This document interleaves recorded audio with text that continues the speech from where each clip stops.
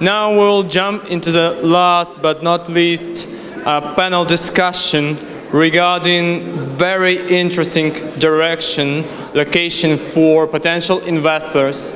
So we'll start our panel regarding Caribbean countries, overview of investment, immigration program and jurisdictions. So please take your seats, and I would like to invite our moderator of a panel, the CEO of Verica, Mr. Hakan Kortelek. Please welcome Mr. Hakan.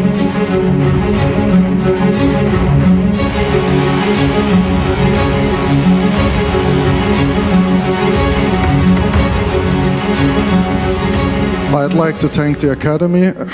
No. I think you will be okay with just one microphone. Is this working? No. It's working? Not Yes, working. it's working. You can hear me? Yes. Okay. Well, good luck. Do you invite the rest of speakers?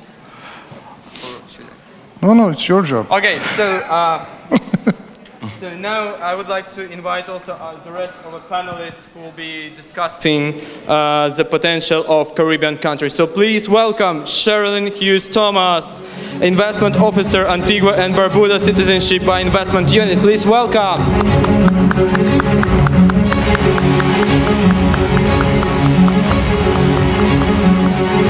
Also, please give applause to Richard Hallam, Special Advisor, Investment Mount Cinnamon, Grenada, CBI.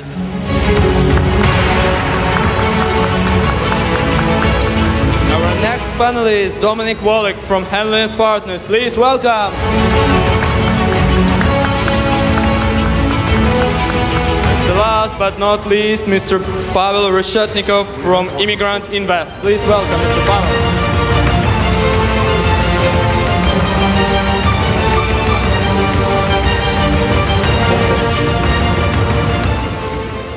All right.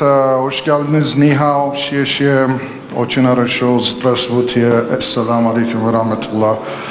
All of those. There's so many different people here. Excellent, excellent. Usually we go to these kind of events and there's only a certain type of people. We go to Nigeria, lots of people that remind me to go to gym. We go to Moscow, 84% of the people are beautiful females. That also reminds me to go to gym, but it's just a reminder. It's just an intent. It never works. Anyway, what we'll do is, oh, there's a camera. So when he's taking pictures, you pretend as if I'm asking you very intriguing questions. Okay, and the audience, when you take, they will pretend as if the answers are amazing. Okay, so once we establish that, we can go through. Maybe what we'll do is we'll ask each of our panelists to tell about themselves, what they do, and some of them have been here before, but looking at the audience, some of you may have some short-term memory, or you were actually too busy with your phone, a lot of selfies, but those ladies left already. Maybe they're still somewhere taking pictures. So let's start from either left to right or right to left. It's not a political discussion, so let's start maybe with Pavel. Can you tell us what you do, what brings you here, meaning of life? Yeah, thank you. So good afternoon to everybody. I already introduced myself, but I will do it once again. I'm Business Development Director of Immigrant Invest company. This is a legal consultancy firm established in 2006, headquartered in Vienna, Austria, with 6 offices around the world. We have over 50 employees, which includes Russian-speaking, Chinese-speaking staff as well. Actually what we are doing, we are providing solutions and global mobility opportunities to our clients within the residency and citizenship by investment. Okay, who's next? Hi, good afternoon. My name is Richard Hallam. I'm coming from Grenada. I'm a dual citizen of Grenada in the United Kingdom. I'm here today representing Grenadian Inward Investment, which includes citizenship by investment, and more specifically, one of the approved developments in Grenada, the Mount Cinnamon Hotel. Personally, I've had a 30-year professional experience in the hotel real estate development industry. I was involved in the initial establishment of the CBI program and have been working with agents and developers in the unit since then. Great, and Sherelyn, but I think I will need to point out that they have a picture of Charmaine there, so tell us about it, why and how. Sherelyn, not Charmaine, but I bring you warm greetings from Charmaine, who is our Chief Executive Officer, and she is regrettably unable to be here today. I'm representing the Antigua and Barbuda Citizenship by Investment Unit, which is unique among, I'm unique among my colleagues because I'm actually a representative from a government agency, and we're the agency that's responsible for the management of our Citizenship by Investment program.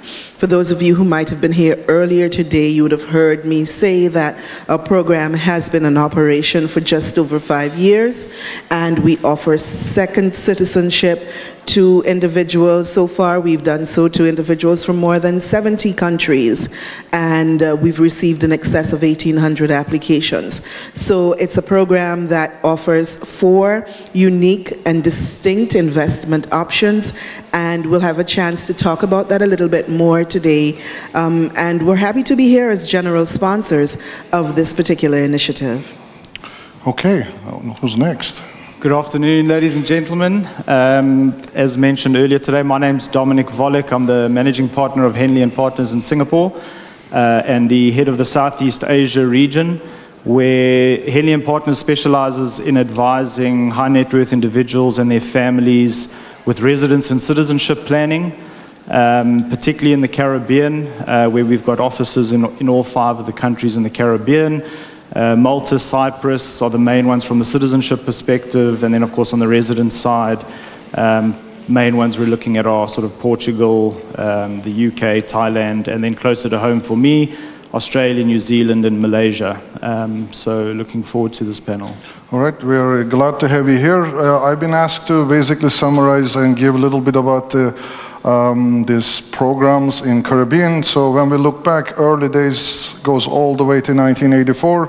There was a program that was the oldest program, all the Canadian program claims to be oldest. St. Kitts was the oldest, but till 2004, nothing was happening.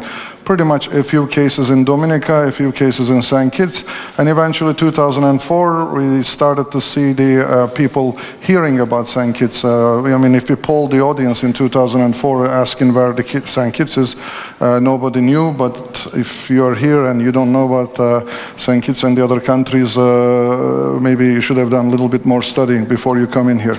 But what happened, St. Kitts did a really successful launch of their sugar industry diversification fund. It started to spread the word to Russia, Middle East, China. Then the neighboring country, Antigua, interested in the similar success story, but making it better because they believed it's a bigger and better country. So the program went into next level with Antigua. There was a Grenada program in and out. These days, recently, they also redone the program and done a very good job. We'll hear more about it from Richard too. And then St. Lucia also joined in as the lowest cost compared to Dominica, but then hurricane came and changed the whole reality of Caribbean. The prices are, when I started early days, 2007, 8, 9, they were about 300,000 for real estate, and then it went to 400. All the investors at that time saying, wow, it's great, every year I get 25% forced increase.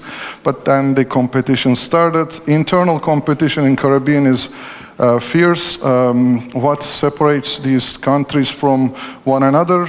Anybody has an idea what's the biggest it separates these countries? It's water, because they're all islands. So apart from that, of course, they have a different program. Some of them have residency requirements. Some of them have a real estate element heavily. Some of them has a donation pushing heavily. But bottom line, it's Caribbean community, which gives access to, with that passport, you can live in the other ones as well. It became a more user-friendly over the years because people started to understand what was this about. It's about gaining access and freedom through donating or investing in another country.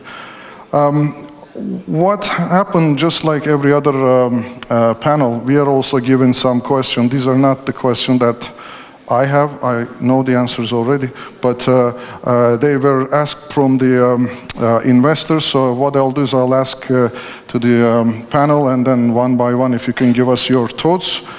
First one was Caribbean countries offering more and more incentives. Now we know there's shorter processing times, better investment options, new countries added every day, almost to the visa-free travel. When I started, it was about 80 countries, and then the EU kicked in, and the rest, Russia, Turkey, this and that. Now it's all 130 and more. So what do you think is the next bonus or the incentive from the Caribbean jurisdictions for the investors from the rest of the world? Any ideas? I'll start. Yes. So I think one area which Grenada has probably taken the first step in recently is in terms of the eligibility of who can be included in an application. So across the Caribbean, from a pricing perspective, they're all relatively similar, ranging from $100,000 to $200,000 donation requirement, and from $200,000 to $350,000 for real estate. So they're pretty comparable. I think on the passport aspect and the strength of the passport in terms of the number of countries you have visa-free access to, also now ranging from about 130 to 150. In that regard, Grenada is unique. I think it's one of only 6 passports in the world that has visa-free access to China. And of course, that's from an economic perspective where a lot of action is happening. So further enhancing their visa waiver agreements with different countries around the world will certainly benefit from that perspective.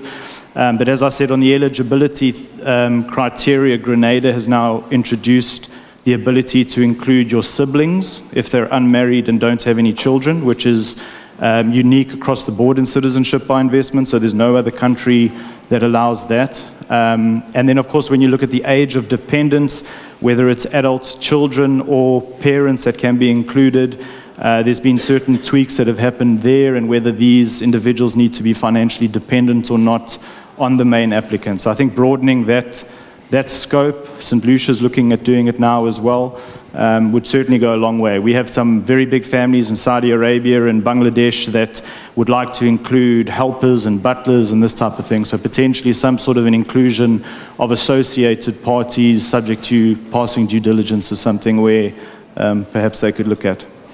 That was very comprehensive. But is there anything you would like to add? Oh, certainly. In the case of Antigua and Barbuda, we continue to review our program. We do that on an ongoing basis, and on the basis of those reviews, we have tweaked our program, improved our program considerably. One of the references just now was to the matter of inclusion, and what we have done with respect to our dependency ages is we've adjusted those ages. So originally, for example, dependent parents needed to be 65 years or older. That has been reduced to 58. And we've also relaxed some of the terms and conditions with respect to whether or not that individual must be resident with the main applicant. So there's increasing flexibility there. I spoke earlier as well about the addition of the 4th option. We found through our research and through our engagement with potential investors that sometimes individuals who want to use the donation component want to know that it goes to something specific. And so we now have that 4th component, which allows them to make that contribution to the University of the West Indies Fund. And in addition to that, there is the added benefit of one of their dependents being able to attend the University of the West Indies for a year, tuition free. So those are the kinds of creative ways that we've been looking at and adjusting our programs. We've been one of the programs that has made strident efforts towards meeting our legally mandated response times, and we're working on improving on that by software upgrades and new systems, so that when we tell you that you will have a response, whether it be an approval or a denial or a delayed requesting additional information within 90 days, that will happen. And we're trying to cut cut that time down even more. So these are the kinds of things that we are working on in terms of improving and upgrading our program. Well, that's great, because now you're actually incorporating the education element into the immigration, which is always one of the biggest drivers. Excellent. Maybe you'll pave the way when the other countries will follow suit. Any ideas from the other side of the panel to add? I think Dominic covered all of my points very amicably, actually. Dominic, don't do that again, please. Grenada is currently, or has just recently appointed a new CEO and is currently in the process of appointing a new chair. And both those bodies are listening. They're listening to developers, they're listening to the agents, and they're listening to the clients.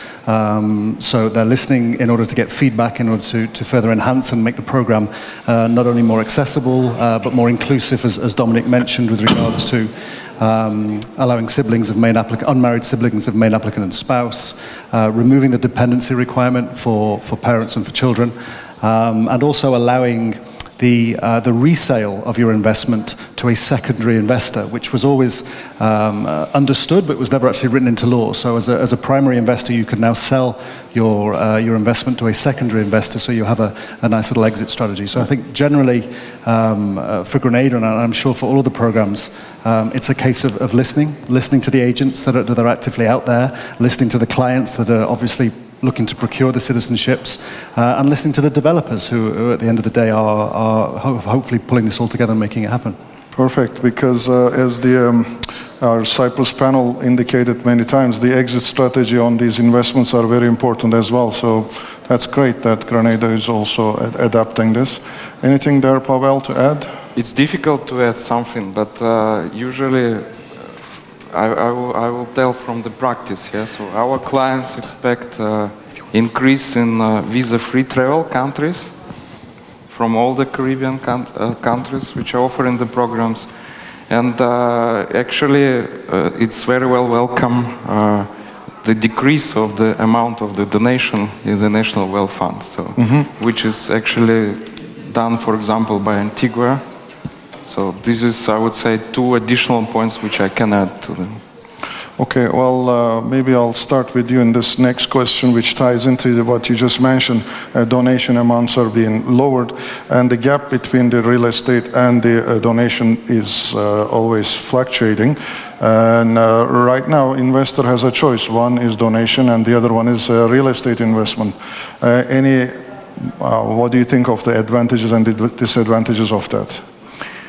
I would say usually our clients, they choose the option of donation because for them it's easier to plan everything, it's easier to plan the budget. With the real estate it's more difficult because you have to spend more time and resources on that, so also in the future you need to do something with this property. So when you are not frequently present in the country, it's very difficult, yeah, especially for the investors from Russia, for example. So I would say the major part of our clients choose the donation. Okay, so Pavel says donation, and let's see what Richard says, pros and cons in both. I think it depends on the client. I mean, at the end of the day, obviously the donation, it's not really any quicker in terms of processing. It's down to the liquidity of the client. Are they willing to give up $100,000, $200,000? Or would they rather invest that and hope to get some level of return and some exit strategy at the end of the 3, 4, 5-year holding period?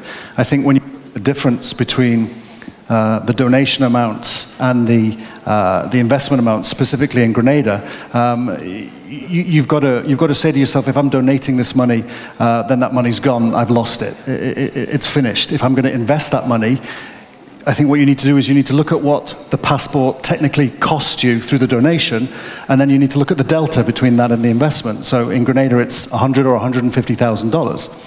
If you're making an investment at the $350,000 level, and if you personally feel that you're not going to at least see $150,000 of that back, so less than half of the investment value, then go with the donation. But if you are dealing with a reputable developer, if you're dealing with a developer that has a track record of successful development.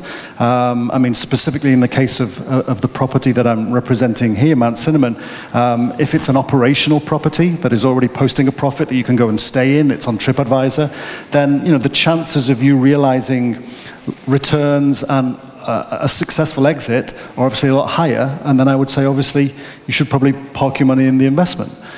But it really is down to the investors at the end of the day as to what they're prepared to do and how they feel about investing versus giving the money away.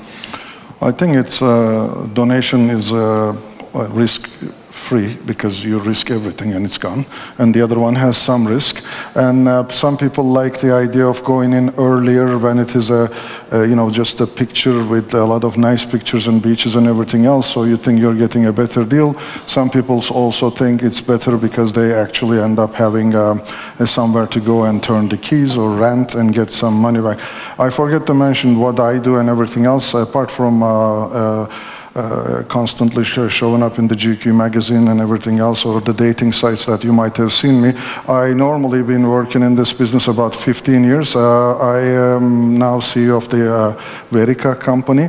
The reason I mentioned this is over the years, we started obviously with, like everyone else, with the Canadian program, then we evolved into UK, then St. Kitts, Antigua, Grenada, St. Lucia, Dominica, and then we moved to, thanks to the crisis in 2008, Portugal, Spain, and with Brexit, Ireland, and the jerseys, this and that. And now also with the, again, 2008 impact of Greece, Cyprus, and all the way to Malaysia and Hong Kong, early days, Singapore, Vanuatu. So A to V, we are helping. And I also met along the years with the Zanzibar government. So if we get anything done, then we have A to Z solutions. From my experience, this grown a lot. Early days when I was meeting with clients, be it Moscow, Dubai, Shanghai, they were asking me, do you think I should do the donation because the money goes to government and we would be approved? And I know the answer, but let me ask from the CIA unit. So is there any preference to the donation versus real estate as far as the approval, or what is it that you would like to add? Well, not with respect to the approvals, but what we have found, as other panelists have indicated, is that there's a greater preponderance of applications coming through that mechanism, through that option. Primarily, I think, because it seems to be easier. You make the donation and that's the extent of your involvement. And of course the price threshold is very appealing. But we've had a steady flow of applications for both the real estate and for the investment in business. And as Richard had indicated earlier, it really is about the investor and why they're getting into this program apart from accessing the travel document.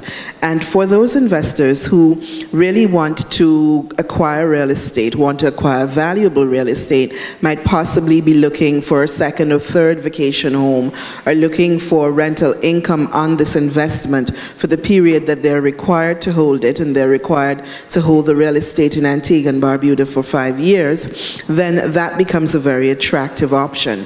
And most of our developments, most of our approved developments, are actually developments that are going to be operated as resorts or as continuously being occupied.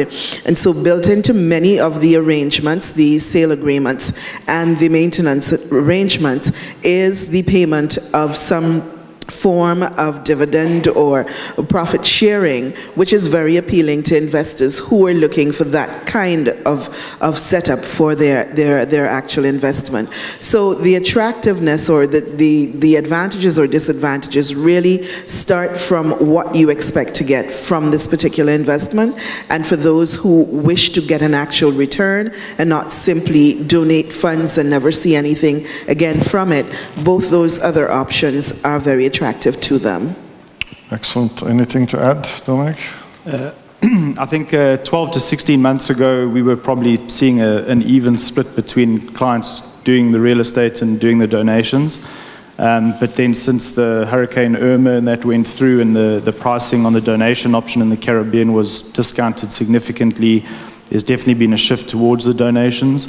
From an Asian perspective, the Caribbean's a very long way away. So most of our meetings start by pulling out a map and showing them exactly where Antigua is and where's Grenada. So I think it's a big risk for them to invest that type of money in a country very far away where they don't necessarily have the comfort over control around that. That said, as reiterated by the panel, it is up to the client. So in certain markets like the Philippines, a lot of the wealthy families there are heavily invested in real estate. They're very comfortable with it as an asset class. And then for them, it's a no-brainer to prefer to stick the money. It's the same discussion we get into with Cyprus and Malta. Are you comfortable with an investment into real estate, or are you more comfortable with a sort of sunk cost component in order to get what you want? Yes, I think that was excellent overall. So we go to the next question. People ask about due diligence. It seems to be getting more and more difficult, is the word. I remember first clients that I signed up for, St. Kitts 2006, we were discussing with them the due diligence. We said, you know, this is the Quebec program file, and this is the federal program file, this is a UK file. At that time, St. Kitts applications were this small, and the source of funds was just one line, and I remember first clients, Kazakhstan and Azerbaijan, they put investment, and that was okay. Then we started to go into a few months later, investment from business. And then it went from one word to one sentence to one paragraph to one page to now it's a novel at times. And actually we have other companies like due diligence companies, they are coming up with these background verification forms, background verification reports, which basically tells what client ate in the morning. If you wanted to know, we can get that information. But from your own experience, since you've been in the business and dealing with either from the approval side or either from the client servicing side, how is the due diligence world evolving as far as you're concerned? Is it getting more difficult, or how difficult is it getting? We start again from Pavel. I would say this is not true. Yeah, the due diligence in the Caribbean countries was always strict and enhanced. Yeah, and in our company we can compare with other programs on which we are working, and it's mainly on all EU programs. I would say that usually we are receiving absolutely the same level of additional requests or questions. So I'm not agree with this. And I think it's a type of rumors or something which was created by some people, yeah, saying that these kind of programs are usually easy. So I don't think this is the case.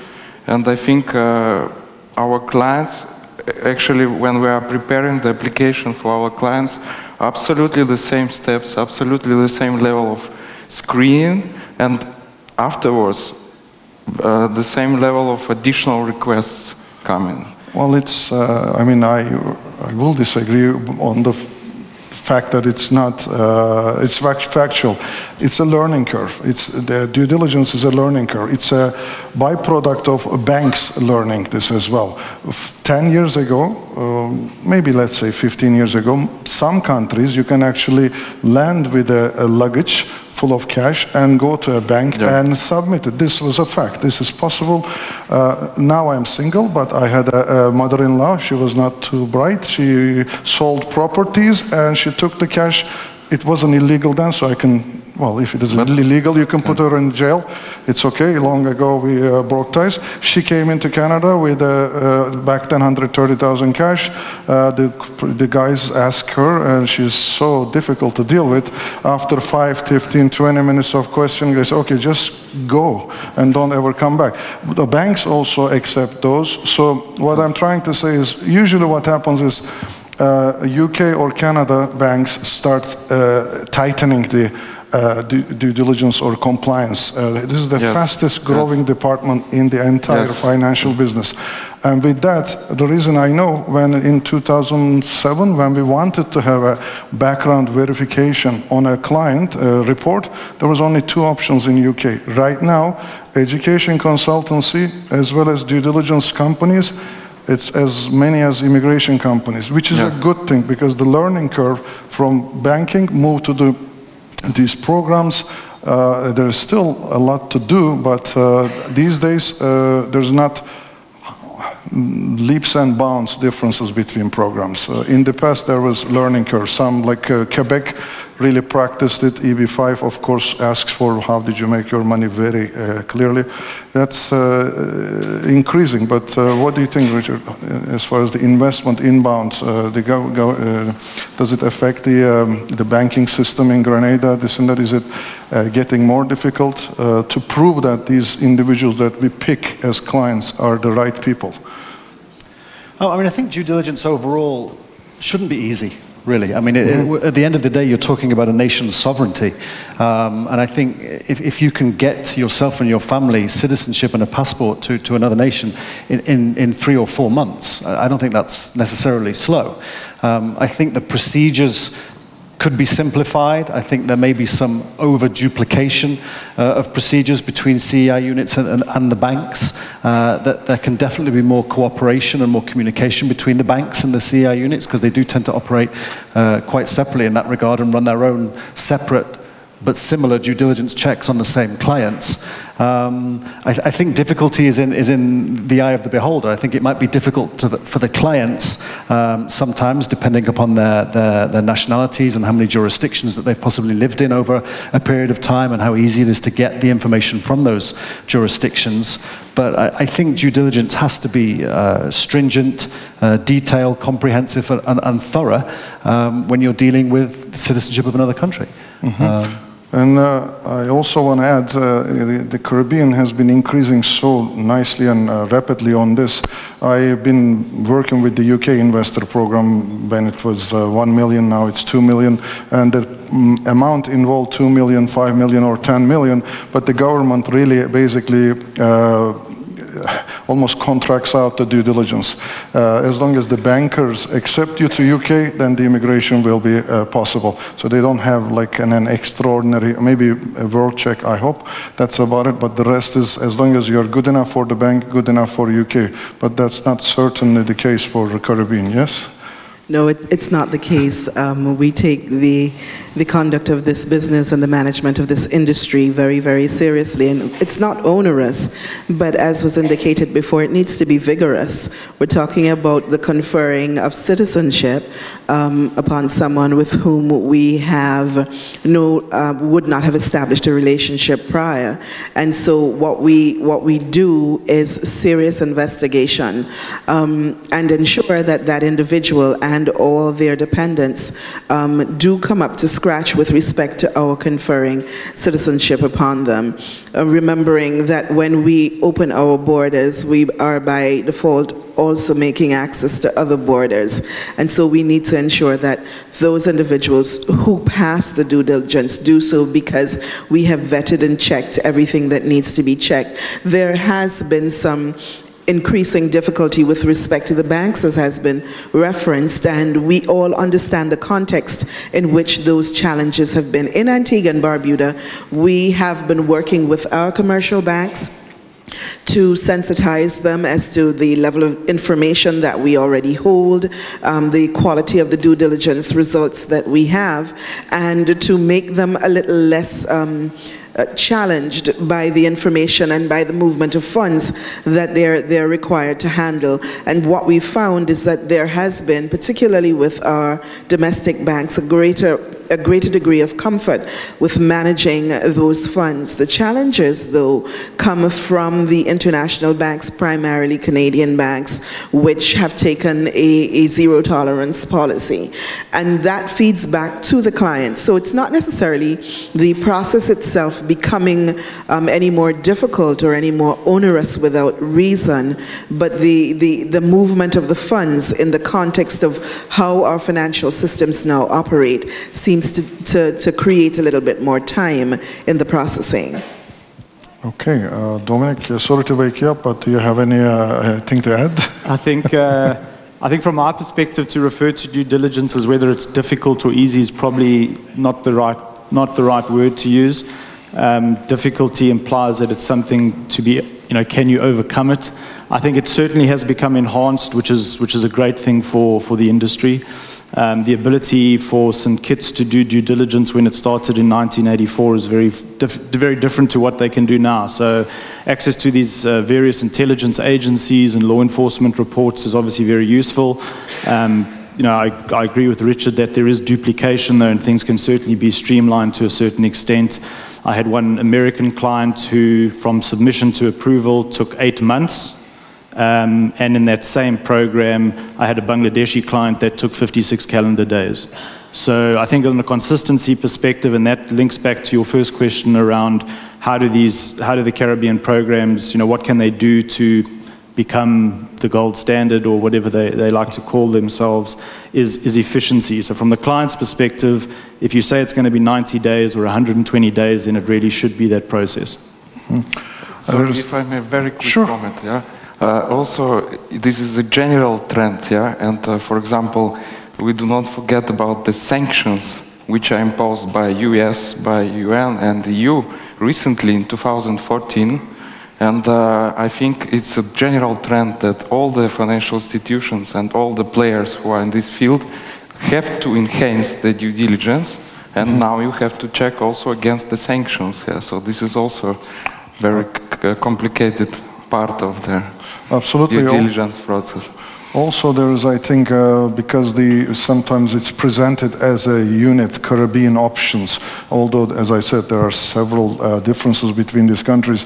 There is maybe even talk of combining due diligence efforts as well as creating a maybe more cohesive program. These discussions happening, you never know, maybe next time we have maybe a Caribbean unit for due diligence alone, because there has been, if you go back, you know, a few years, there was people testing, knocking St. Kitts door. If that's closed, they go to Antigua door, then they close, they go to Dominica. Those things are being prevented now, but there was potential like that. So everything is getting, trying to make it better, and it should be, because our industry, unfortunately, as you've seen in TV, newspaper, everywhere else, it's always some article just basically painting this industry as overall very from the wrong angle. You know, it's just like we are only helping some oligarchs, some money launderers, some you know, people. Actually, that's not the case. If you have been in this business, you know how much it evolved, and even the easiest and early days, there was just luckily a good group of people protecting this, either from the company side, government side, or from the industry side. But I'm going to shift gears because the time is getting a few more minutes we have, and one of the questions was, and this is very common in China, especially as you know about the EB5 program, because it's I think it's a century and a half by the time people can go to the US with their application. Maybe they apply for their grandchildren instead of themselves, the way it's going. So there is, of course, the shortcut presented in some of the world visits. Then when I presented, I had one of these gentlemen here. We were together in, I think, either Vietnam or Philippines, and he put his banner, and then I saw it, but you can see it from the sky. It was big, gigantic China flag and a big, gigantic US flag, and I went closer, and I realized it was a developer from Grenada, because it's focusing on this particular aspect of the Grenadian passport with the E2. The question came from investors saying, is this really working?